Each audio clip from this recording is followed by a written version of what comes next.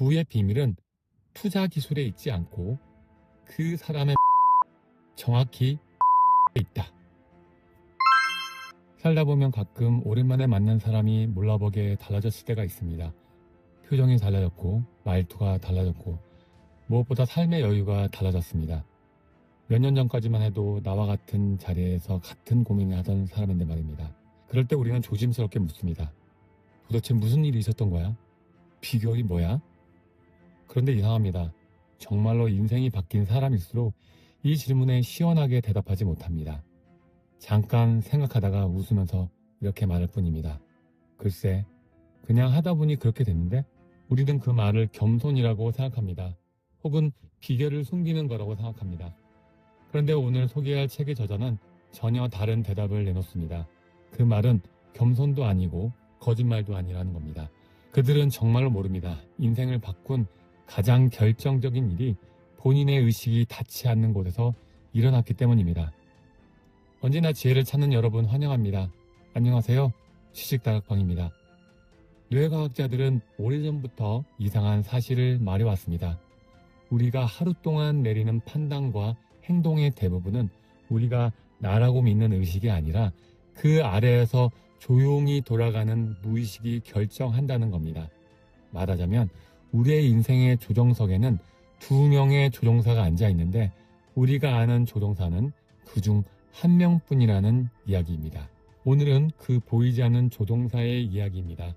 몰라보게 인생이 바뀐 사람들이 자기도 모르는 사이에 해낸 일, 그 일의 정체를 끝까지 확인해 보시기 바랍니다. 오늘 이 이야기의 주인공은 특별한 것 없는 회사원입니다. 아침이면 만원 지하철에서 실려 출근하고 밤이 되면 지친 몸으로 돌아오는 우리 대부분과 똑같은 하루를 살던 사람입니다. 그는 성실했습니다. 회사에 시간을 팔고 체력을 팔아서 월급을 받았습니다. 그런데 그 성실의 대가로 그가 받아든 것은 뜻밖에도 병원의 진단서였습니다. 평생 관리해야 하는 난치병, 몸이 먼저 무너진 겁니다. 이대로는 안 되겠다 싶었던 그는 돈을 공부하기로 합니다. 그리고 생애 첫 투자에서 모아둔 전 재산 1억 원을 통째로 사기당합니다. 건강을 잃은 사람에게서 이번에는 돈이 떠나간 겁니다. 보통 여기서 사람들은 2가지 중 하나를 선택합니다. 세상을 원망하거나 더 화끈한 한방을 찾아 나서거나. 그런데 이 사람은 이상한 선택을 합니다. 질문을 바꾼 겁니다. 어떻게 하면 돈을 벌까가 아니라 이미 이룬 사람들과 나는 도대체 무엇이 다른가? 그날부터 그는 성공한 사람들이 남긴 책을 읽기 시작합니다. 1권이 10권이 되고 10권이 100권이 되고 그렇게 수천 권, 자기계발의 거장들, 자수성가한 사업가들, 학자들이 남긴 기록을 파고들던 그는 어느 순간 소름 돋는 사실을 발견합니다.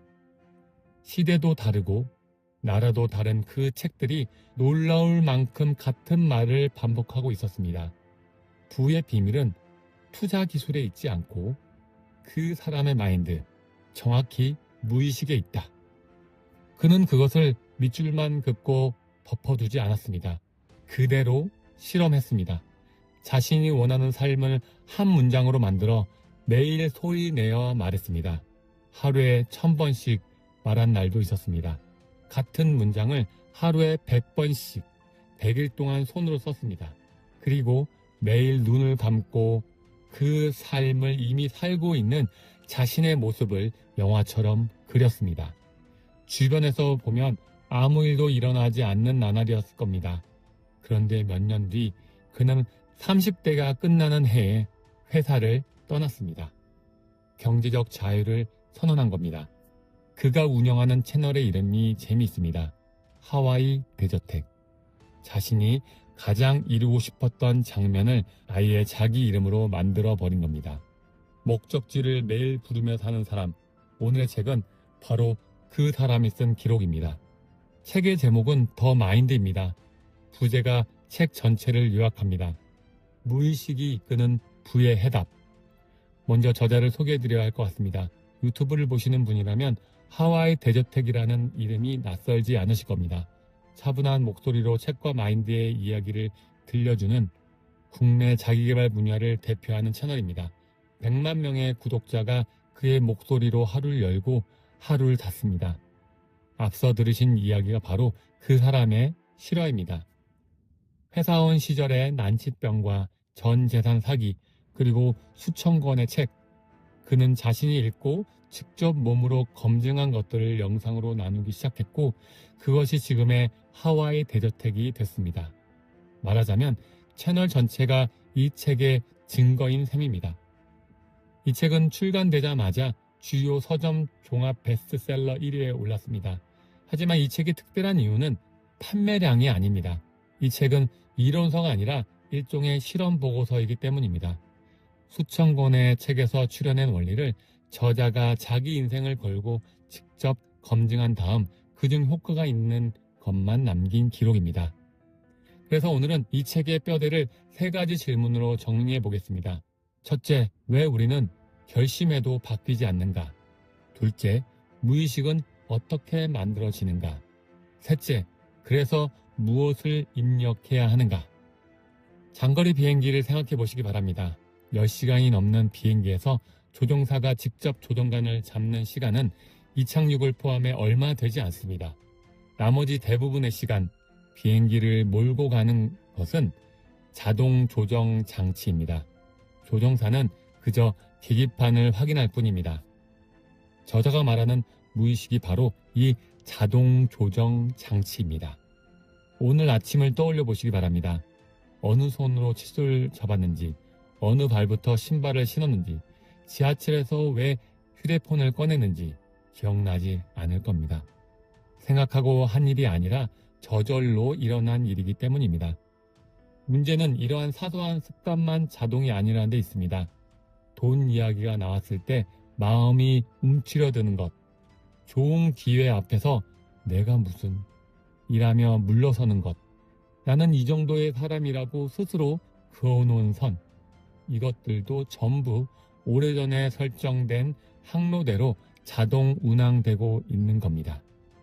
이제 새해 결심이 왜 무너졌는지 설명됩니다. 의지로 무엇을 바꾸겠다는 것은 자동 조정 장치가 켜진 비행기에서 조정관을 손으로 잡아당기는 일과 같습니다. 잠깐은 기수가 들립니다. 하지만 손을 놓는 순간 비행기는 아무 일 없다는 듯 원래 항로로 돌아갑니다. 사흘쯤 버티다 제자리로 돌아온 경험, 누구에게나 있을 겁니다. 그건 의지가 약해서가 아닙니다. 항로 설정은 그대로 둔 채 조정관과 씨름했기 때문입니다. 의식의 노력과 무의식의 설정이 싸우면 언제나 무의식이 이깁니다.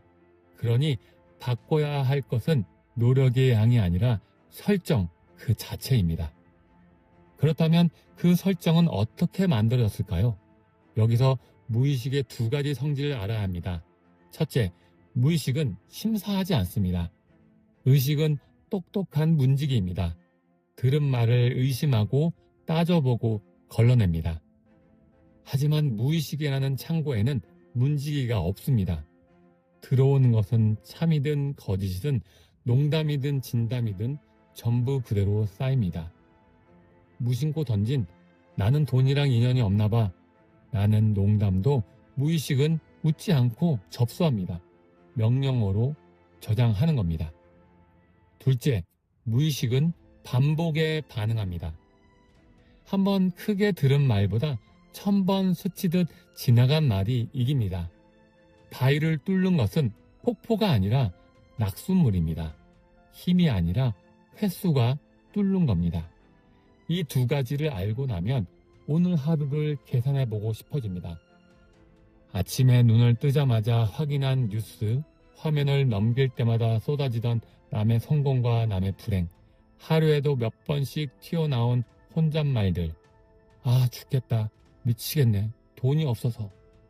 이 모든 것이 심사 없이 반복의 힘을 얻고 창고에 쌓여 있습니다. 오늘 하루만이 아니라 지난 10년, 20년 동안 매일. 생각해보면 이상한 일입니다. 우리는 사랑하는 사람에게는 차마 하지 못할 모진 말을 정작 나 자신에게는 하루에도 몇 번씩 아무렇지 않게 합니다. 그리고 세상에서 그 말을 가장 가까이에서 단 한 번도 빠짐없이 듣고 있는 존재가 바로 내 무의식입니다. 지금 우리의 항로는 그렇게 설정된 겁니다. 누가 악의를 가지고 조작한 것이 아니라 아무도 지키지 않는 문으로 들어온 입력이 쌓여서 말입니다. 자, 이제 처음의 질문을 답할 수 있습니다. 몰라보게 인생이 바뀐 사람들이 자기도 모르게 한 일, 그것은 입력을 바꾼 일입니다. 만나는 사람을 바꾸고, 듣는 말을 바꾸고, 보는 장면을 바꾸고, 무엇보다 자신에게 하는 혼잣말을 바꾼 것.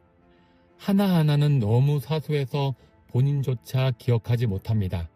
그래서 그냥 하다 보니라고 대답하는 겁니다. 하지만 무의식은 전부 접수하고 있습니다. 그리고 어느 날 조용히 항로를 바꿔놓는 겁니다. 여기까지 들으면 이런 의문이 생깁니다. 나쁜 입력을 줄이면 되는 건 알겠는데 그럼 무엇을 새로 입력해야 하는가? 좋은 차를 가지고 있고 운전 실력도 훌륭한 사람이 있다고 해보겠습니다.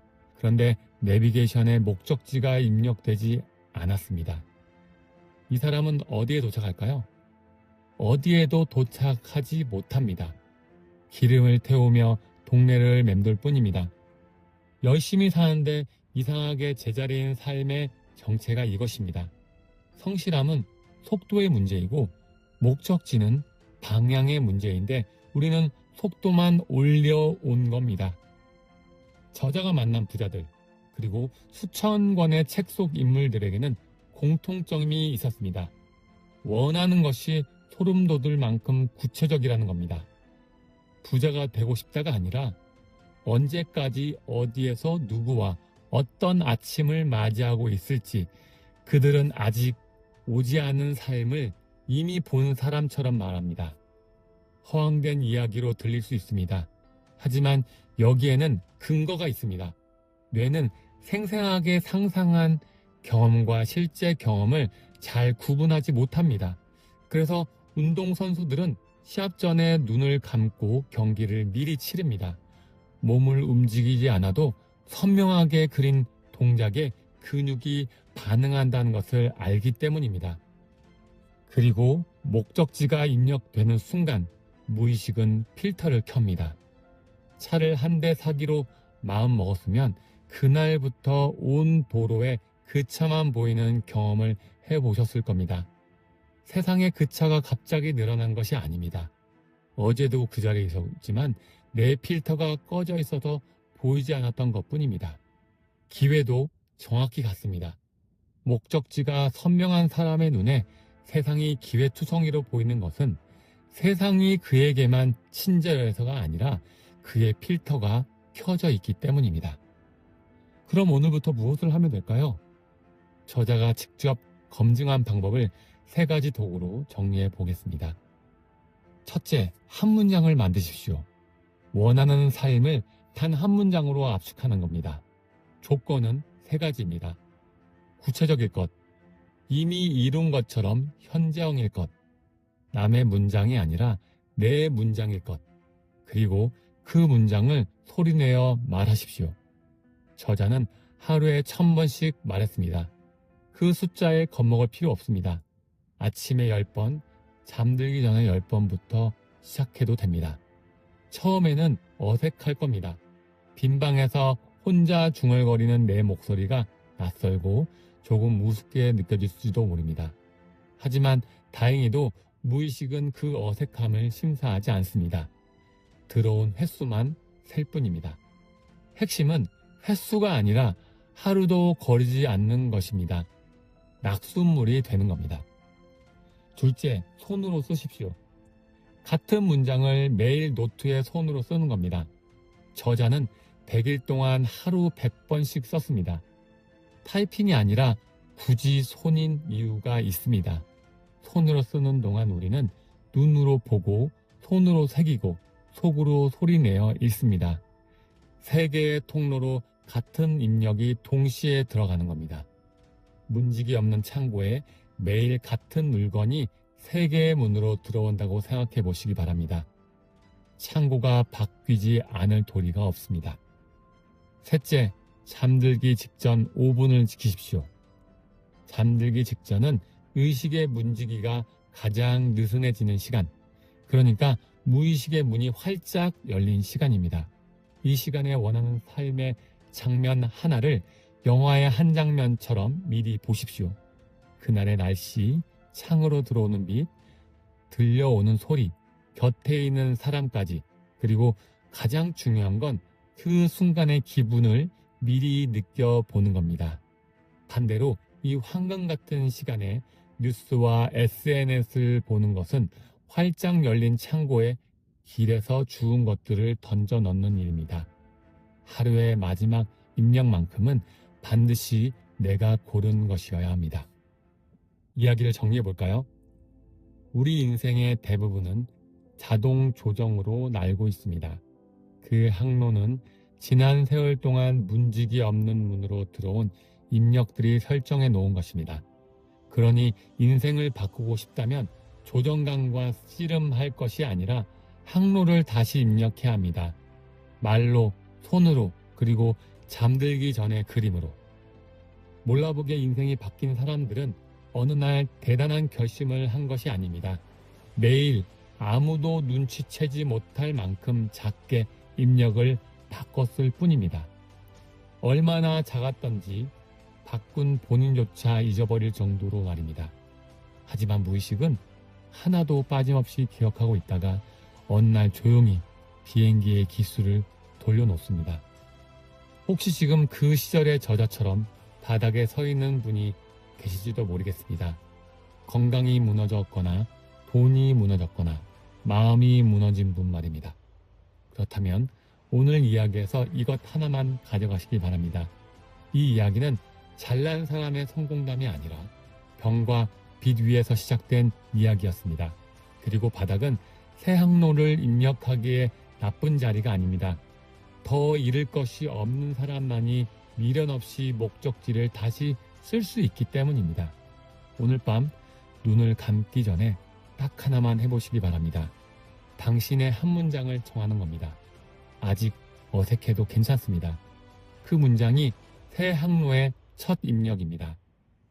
그리고 몇 년 뒤 오랜만에 만난 누군가가 당신에게 물을 겁니다. 도대체 무슨 일이 있었던 거야? 비결이 뭐야? 그때 여러분은 아마 웃으면서 이렇게 대답하게 될 겁니다. 글쎄, 그냥 하다 보니. 오늘도 지혜 한 조각 잘 챙겨가시기 바랍니다. 다음 지식도 이 다락방에 올려놓겠습니다. 지금까지 지식다락방이었습니다. 감사합니다.